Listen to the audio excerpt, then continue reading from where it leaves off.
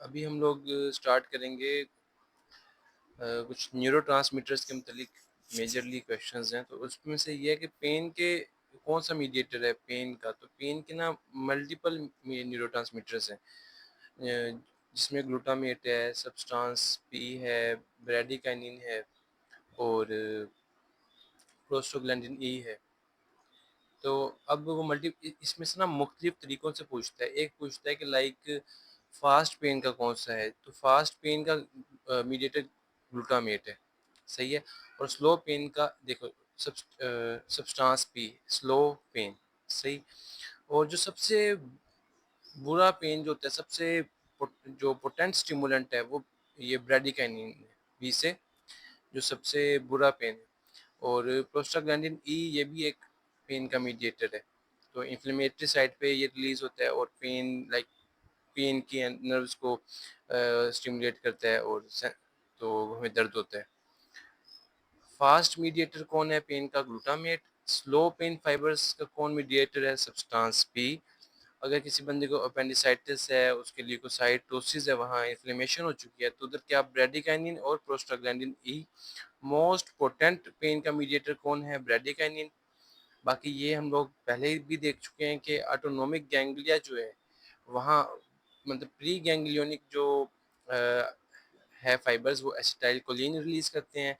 Post ganglionic जो है sympathetic, वो नॉन एड्रिनर्जिक रिलीज करते हैं, जबकि कुछ जो हैं वो एसिटाइल कोलिन भी रिलीज करते हैं। और ये बात मैंने आपको गेटिंग थ्योरी में बताई थी कि पेन इनहिबिटरी फाइबर्स जो हैं वो क्या रिलीज करते हैं, एनकेफेलिन, सही है। और इमोशंस के साथ डोपामिन रिलेटेड है और मूड के साथ सीरोटोनिन, सही है। और न्यूरो अच्छा, जो बेसल गैंग्लिया है ये चीज़ ज़रा देख लें। लाइक अगर ये ब्रेन है, और तो इसमें ये है कि जो बेसल गैंग्लिया ना, वो मतलब बेसल गैंग्लिया कुछ मल्टीपल न्यूक्लिया ही हैं, जिसमें सबथैलेमिक है और लेंटिफोर्म है, और भी मतलब काफ़ी न्यूक्लियाई हैं। तो वो आपस में मल्टीपल कनेक्शंस रखते हैं और फिर ब्रेन को भी ब्रेन से लेते भी हैं फाइबर्स, ब्रेन को ट्रांसमिट भी करते हैं। तो वो ना इसके मतलब कई सवाल पूछता है कि लाइक कौन कौन से न्यूरो ट्रांसमीटर से यूज़ करते हैं।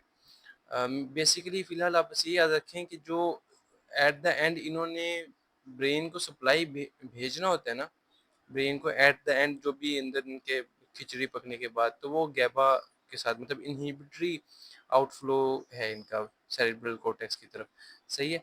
इन्हीं में ना एक इन्हीं में बेसल गैंग्लिया में एक अपने पास एक सब्सटेंशिया नाइग्रा भी आता है। सब्सटेंशिया नाइग्रा, अगर वो पूछे कि सब्सटेंशिया नाइग्रा जो आपको पता है मिड ब्रेन में होता है, और पार्किंसन में सब्सटेंशिया नाइग्रा ही इन्वॉल्व होता है। हम आगे चलेंगे तो इसके मतलब मजीद डिस्कस करेंगे। तो सब्सटेंशिया नाइग्रा जो है ये अगर पूछे कि सेरिब्रल कॉर्टेक्स को क्या भेजता है, तो एट द एंड ये गैबा ही भेजेगा। लेकिन अगर पूछे कि ये लाइक इधर बेसल गैंग्लिया में जो है अपने पास प्यूटामेन है और ग्लोबस पैलिडस है, उनको क्या भेजता है, तो उनकी तरफ ये डोपामिन भेजता है। तो जो हमारे पास पार्किंसन में इशू आता है ना, वो इस वाले पाथवे में आता है जो डोपामिन भेजने वाला है। इसलिए हम लोग उन पेशेंट्स को लीवोडोपा देते हैं, ताकि ये जो डोपामिन की कमी है वो दूर हो सके। अच्छा, अब वो पूछ रहा है, देखिए न्यूरोट्रांसमीटर का आउटफ्लो ऑफ बेसल गैंग्लिया क्या है एट द एंड, वो गैबा है, ठीक है। Which part of limbic system associated with emotions, emotions के साथ लिम्बिक सिस्टम का कौन सा पार्ट।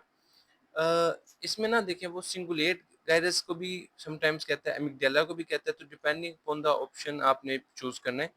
और इसमें ये है कि इमोशंस के साथ मैंने सिंगुलेट गैरस को ऐसे याद रखा है कि जो सिंगिंग है वो इमोशंस है, सिंगिंग इज एन इमोशन। और जो अमिगडाला है, इसमें अम्मी से याद रखें, लाइक अम्मियाँ जो है मोस्टली इमोशनल होती हैं, तो अमिगडाला इमोशंस के साथ रिलेटेड है। फिर अपने पास आ जाता है कि 14 ईयर ओल्ड बॉय, उसकी उंगली कट गई और वहाँ मल्ट primary early mediator of acute inflammatory response का कौन आएगा उधर, तो वो अर्ली मीडिएटर में हिस्टामीन है इधर अपना बताया गया। इन्फ्लेमेट मोस्ट कॉमन भी हिस्टामीन है, एलर्जिक में भी इमीडिएट मीडिएटर हिस्टामीन ही है, लाइक एलर्जी में वो मास्ट सेल जो बर्स्ट करते हैं हिस्टामीन रिलीज करते हैं, तो यहाँ वही उसी बात का जिक्र है। और while mediators of chronic allergic rhinitis, जो क्रोनिक एलर्जी है उसका इओसिनोफिल्स लिखा है, तो ये आपने याद कर लेना है। मूड के लिए सेरोटोनिन है। और ऑटोनोमिक गैंग्लिया पे कौन सा न्यूरोट्रांसमीटर आता है, एसिटाइल कोलिन। और नाइग्रोस्ट्राइटल पाथवे, ये सब्सटेंशिया नाइग्रा से जो जाएगा आगे पाथवे टू द इनको कार्डिएट एंड प्यूटामेन, सही है, ये सब उसका पार्ट है, बेसल गैंग्लियन। तो इनको कौन सा जाता है, डोपामीन। और अगर वही ये पूछ ले कि सब्सटेंशिया नाइग्रा से या फिर बेसल गैंग्लिया से सीजर्स को स्टॉप कैसे होते हैं, मतलब ये लाइक सीजर्स में ना ये ब्रेन सेरेब्रल कॉर्टेक्स को सिग्नल्स भेज के गैबा इनहिबिटरी न्यूरोट्रांसमीटर है ना, तो इसको इनहिबिट कराते हैं। तो अगर पूछे सब्सटेंशिया नाइग्रा का सेरेब्रल कॉर्टेक्स में कौन सा न्यूरोट्रांसमीटर जाता है, तो वो गैबा है। इसी तरह inhibitory neurotransmitter of substantia Niagara is गैबा। और अच्छा, अब है ना जो स्लीप है, हम आगे इसके मतलब मजीद पढ़ेंगे, लेकिन स्लीप में ना जब स्टार्ट होती है तो पहले अर्ली स्टेज में होती है एनआरएम, मतलब non rapid eye movement sleep. और इसके भी मजीद दो फेजेस होते हैं, एक होता है कि मतलब एक डीप स्लीप होती है जो बाद में होती है, और एक उससे पहले वाली होती है। और उसके बाद है ना लास्ट पे सेकंड जो स्टेज होती है ना अपने पास स्लीप की एनआरएम के बाद होती है RM, rapid eye movement sleep. तो इसमें हमारी ना रैपिड आई मूवमेंट होती है आंखों में।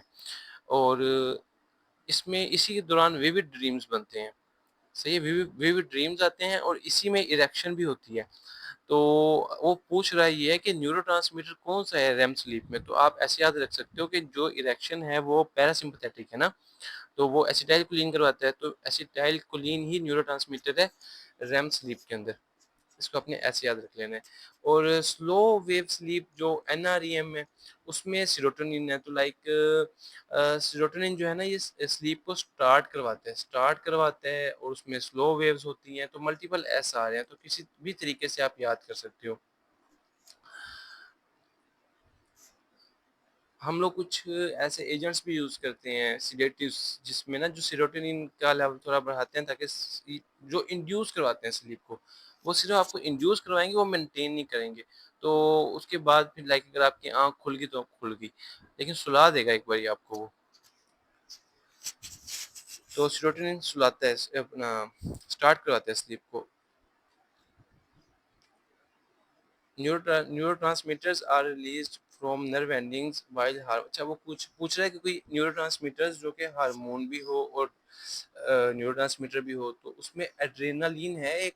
एड्रेनालिन मेजरली हार्मोन है, लेकिन न्यूरोट्रांसमीटर के तौर पे भी ये पाया जाता है।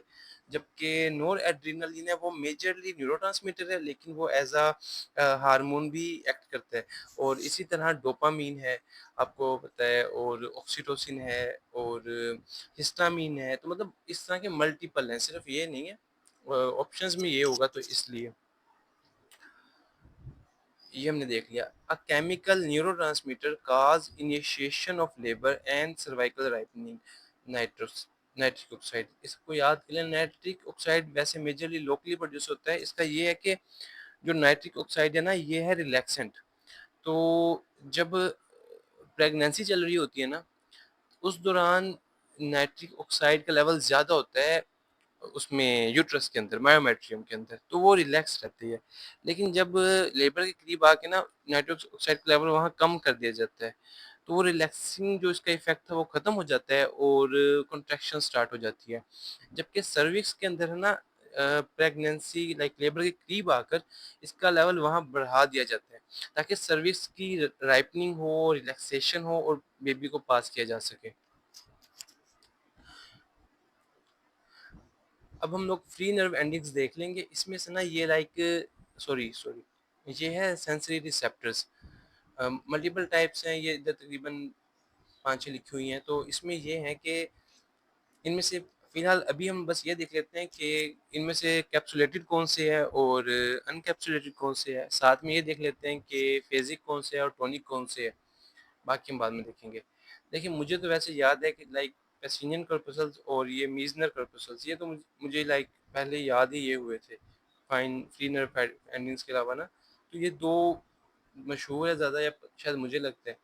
तो ये दोनों ही जो है ना, मीजनर corpuscles और पेसिनियन corpuscles, ये है कैप्सुलेटेड।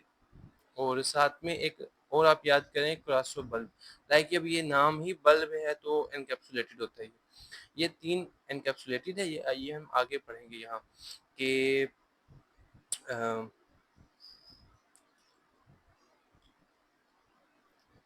ये रहे